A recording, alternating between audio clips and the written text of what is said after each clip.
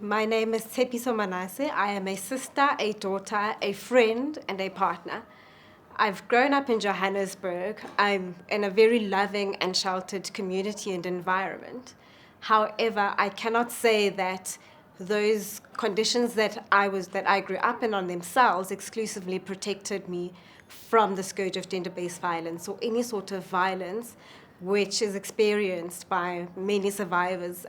It is therefore important to me that I speak on the topic to give courage to those who have experienced it and to those who are perpetrating it, whether these experiences are encountered directly or indirectly. I think that gender-based violence is in itself a huge pandemic, an invisible one at that. The reason for that is because the circumstances under which it occurs are beyond the perception or the conception of what anybody who has only been exposed to a sheltered environment would be able to encounter. There are all sorts of external influences that impact it: poverty, substance abuse, xenophobia. Gender-based violence and abuse in itself create a vicious cycle whereby those who are exposed to it perpetuate it throughout their lives upon others, and in so doing, continue the cycle of its occurrence throughout our society. The consequences of this are thus much more challenging to fight against because there are so many channels of influence against it. One of the multifaceted ways that we can stand up against such abuse is to use our voices. And not only that, we need to create a resounding no against it through action, through giving courage to various people, through giving people a space to express their concerns, courage to speak up against certain behaviors which perpetuate the circumstances that we're living in.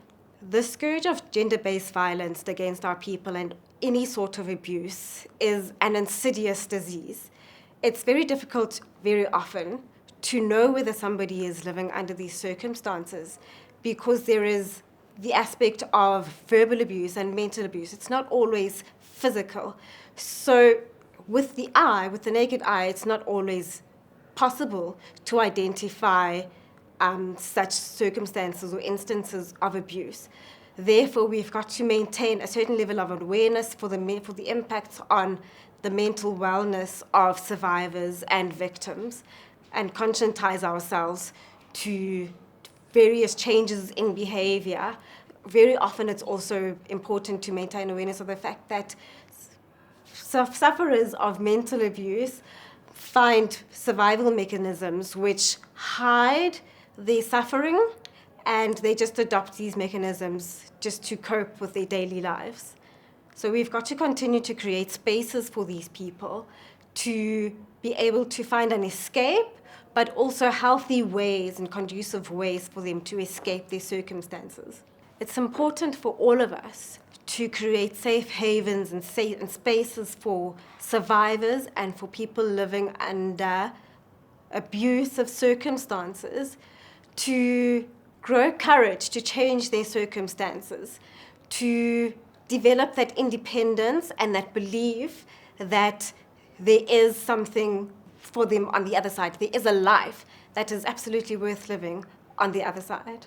Within the circle of abuse, there are various different role players. There are those who are living under these circumstances, the perpetrators, and those who are in a position to lend a hand of aid and guidance to the latter.